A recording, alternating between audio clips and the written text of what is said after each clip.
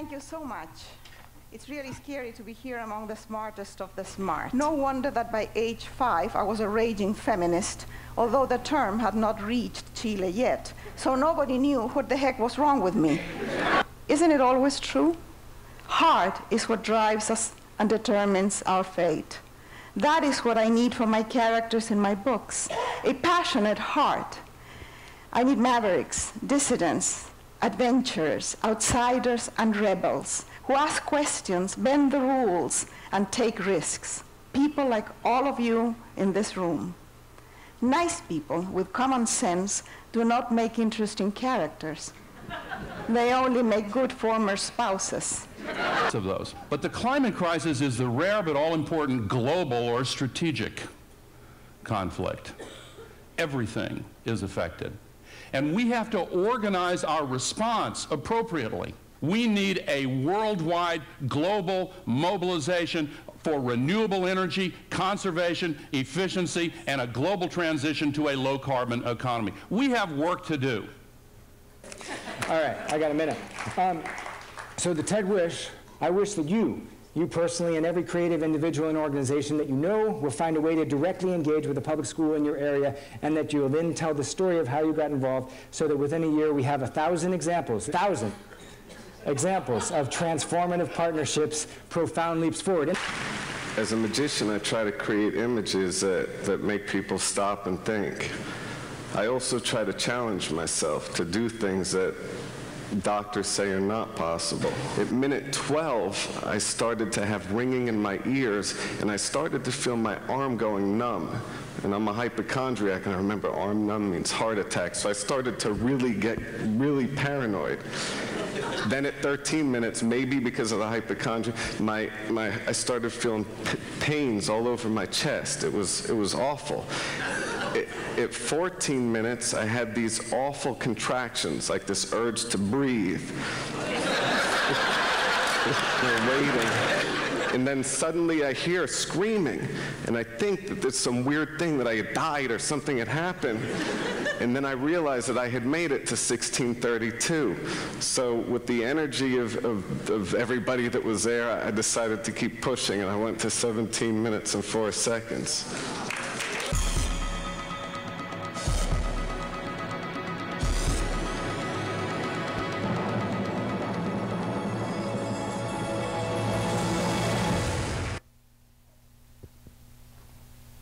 We are the Wednesday Night Club, and we have an idea we would like to share with you. Our valley is a destination for people from around the world, whether they travel a few or a few thousand miles to take part in the Napa wine and food experience. The Napa Valley is on their short list of must-visit places. We are proud of our home and what it offers, but in turn, we believe that there is more to share in our 26-mile-long valley than just food and wine. We believe that our valley is full of ideas to share, and those ideas are worth being put together under the umbrella of TED, an organization created for the sole purpose of spreading throughout the world ideas worth spreading. For our Leadership Napa Valley Class 24 practicum, we chose to produce a TEDx event. We are now a part of this amazing whole, the TEDx community. Through this community, we find support, camaraderie, and a carefully laid out framework that saves us from having to reinvent the wheel. Those who are familiar with TED will know what to expect. The talks will all be under 18 minutes. We will have several speakers, some that we may all know, and others unknown to all but a few of us. The logo and collateral materials will all be red, black, and white. When you attend a TEDx event, you are setting aside time to listen, reflect, and discuss. We hope that the attendees of the first TEDx Napa Valley will laugh, maybe cry, but absolutely take away with them a renewed sense of wonder, curiosity, and ready to share ideas of their own. TED started out in 1984 as a conference bringing together people from 3 worlds: technology, entertainment, design, which ultimately led to the name TED. Since then, its scope has become even broader. Along with 2 annual conferences, one in Long Beach and Palm Springs, the TED Global Conference in Edinburgh, UK. TED also includes internet-based TED Talks, the Open Translation Project, which now has translated over 11,000 TED Talks into 50 languages, TEDx events, and an annual $100,000 TED Prize. Think of someone who interests you. They may have presented a TED Talk. Bill Gates shared his ideas on mosquitoes, malaria, and education. Arianna Huffington shared her ideas on success. Get more sleep. Both the Clintons have shared ideas on TED. Bill on rebuilding Rwanda, and Hillary on why it's of vital importance that every girl in the world get a chance to pursue her hopes and dreams. But there are many someones that we don't know. What about 11-year-old Burke Bear, who with his adorable Southern drawl stood up and shared his idea, what's wrong with our food system, and was making a huge statement on buying food locally and responsibly. TED events happen only once a year, and frankly, it's a bit difficult to get that invitation. However, ideas don't stop, so TED created TEDx. Created in the spirit of TED's mission, ideas worth spreading, the TEDx events are designed to give communities, organizations, individuals the opportunity to stimulate dialogue through TED-like experiences at the local level. TEDx events are fully planned and coordinated on an independent community-by-community basis. Recently, TEDx events have taken place in the Presidio, Berkeley, San Jose, as well as places internationally such as Munich, Dubai, and Tokyo. Our vision was to bring the first ever TEDx to Napa Valley, to provide a local venue for the exchange of ideas. Our goal is for TEDx Napa Valley to inspire conversation and in turn, motivate action. The theme of our TEDx Napa Valley is leadership, empowering leaders at every level. But why TEDx? Why has TEDx been chosen to be the foundation of the presentation of the Wednesday night group? The initial Wednesday night group meetings held to select a choice for this practicum surfaced an almost limitless group of subjects that might qualify as an area of focus. But that was the limitation applicable to all. It was applicable to each subject, but not beyond. The human factor entered in the early decisions as proponents defended their chosen area of focus. Then TED was an idea introduced by a group mate. Its structure and procedures would indeed bring a single area of focus via each speaker. But as each TED presentation would have a number of speakers covering various disciplines, over time, a limitless number of focus issues would evolve. This in turn would become an element of the continuous year-round Napa intellectual scene. It would be the catalyst for Napa's recognition on national and international levels.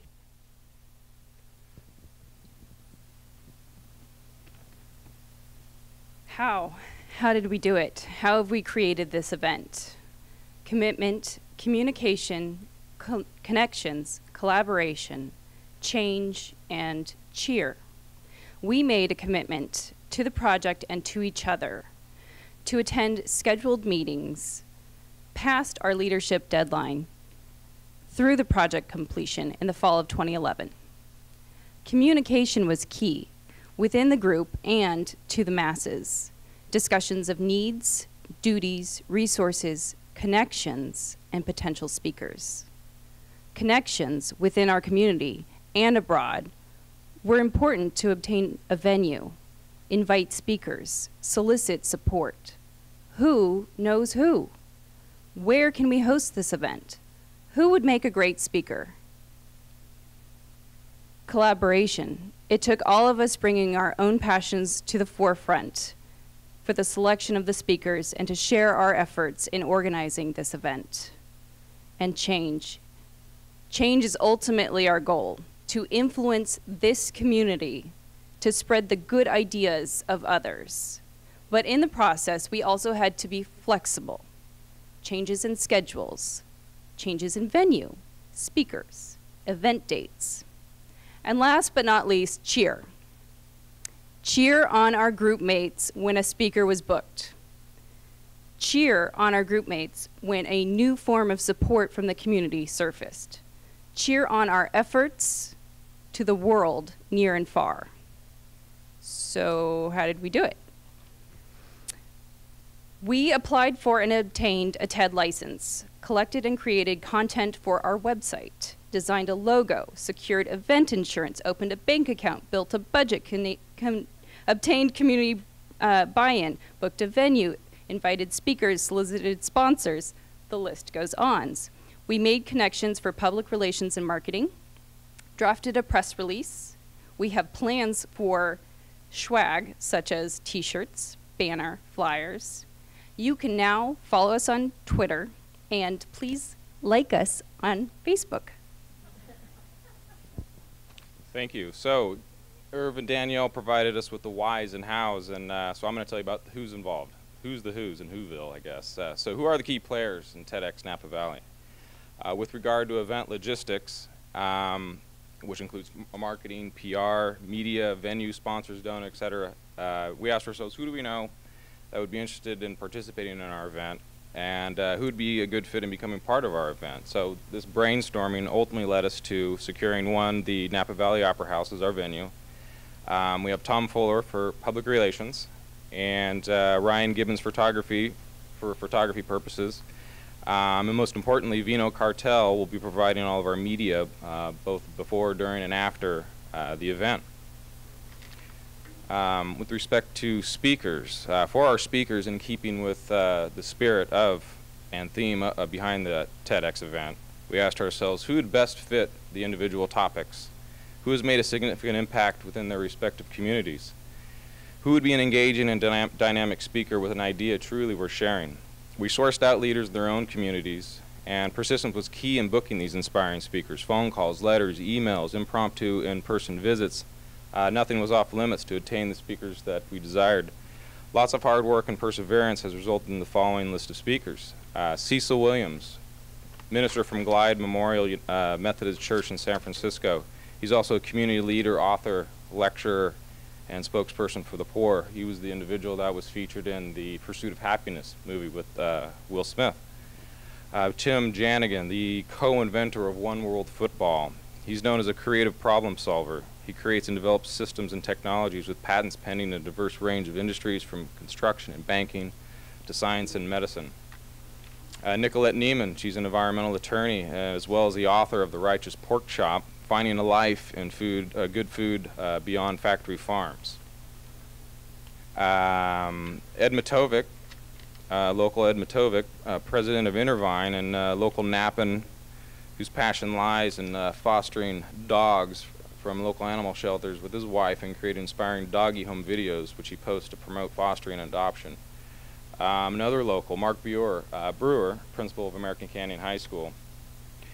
And last but not least, Jenny Winehouse. She's been called the comedian CPA, self-proclaimed nerd, former technology executive and CPA firm partner.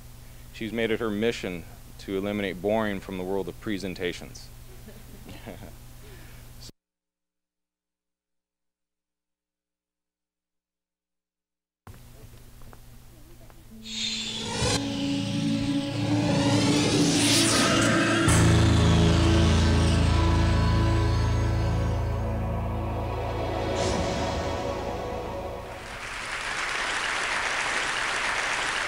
Back in New York, I am the head of development for a nonprofit called Robin Hood. When I'm not fighting poverty, I'm fighting fires as the assistant captain of a volunteer fire company. Now, in our town, where the volunteers supplement a highly skilled career staff, you have to get to the fire scene pretty early to get in on any action. I remember my first fire. I was the second volunteer on the scene, so there was a pretty good chance I was going to get in. But still, it was a real foot race against the other volunteers to get to the captain in charge to find out what our assignments would be. When I found the captain, he was having a very engaging conversation with the homeowner, who was surely having one of the worst days of her life. Here it was, the middle of the night. She was standing outside in the pouring rain, under an umbrella, in her pajamas, barefoot, while her house was in flames. The other volunteer, who had arrived just before me, let's call him Lex Luthor, got to the captain first and was asked to go inside and save the homeowner's dog. The dog. Oh, I was stunned with jealousy. Here was some lawyer or money manager who for the rest of his life gets to tell people that he went into a burning building to save a living creature. Just because he beat me by 5 seconds. Well, I was next. The captain waved me over. Said, Bezos, I need you to go into the house. I need you to go upstairs, past the fire, and I need you to get this woman a pair of shoes. I swear. So, not exactly what I was hoping for, but off I went. Up the stairs, down the hall, past the real firefighters who were pretty much done putting out the fire at this point, into the master bedroom to get a pair of shoes. Now, I know what you're thinking, but I'm no hero.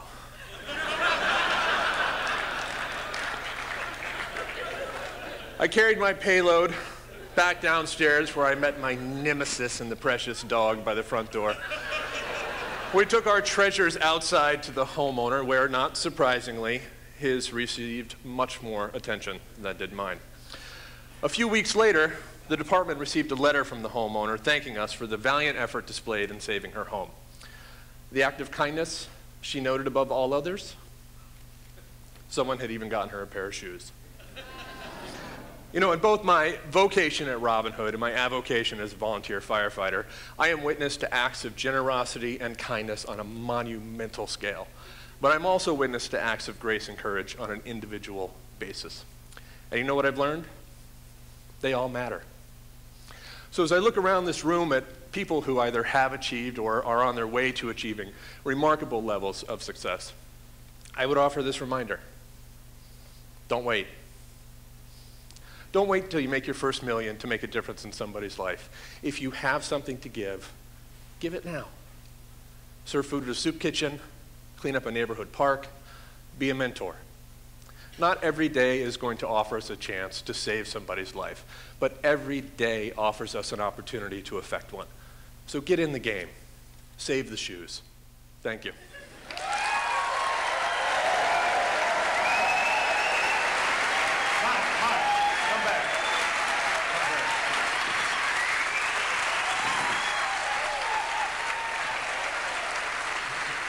Thank you.